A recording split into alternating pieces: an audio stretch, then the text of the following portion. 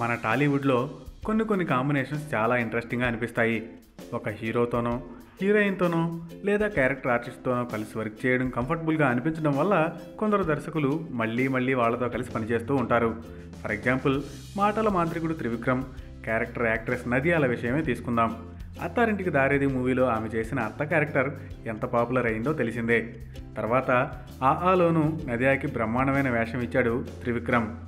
ఒకప్పటి హీరోయిన్ అయిన నదియా ప్రభాస్ మిర్చితో సెకండ్ ఇన్నింగ్ స్టార్ట్ చేసిన గుర్తింపు వచ్చింది మాత్రం త్రివిక్రమ్ సినిమాలతోనే. త్రివిక్రమ్ ఆమెకు వరుసగా ఆఫర్స్ ఇవ్వడంతో ఇద్దరి మధ్య సంథింగ్ ఉందనే వార్తలు కూడా వచ్చాయి.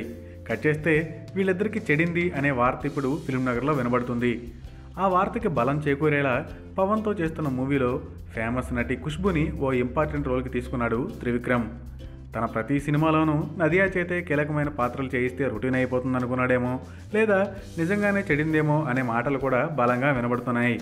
ఇందులో ఎంత నిజం ఉందనేది త్రివిక్రమ్కి నదియాకి మాత్రమే తెలుసన్నది అందరికీ తెలిసిందే మరి.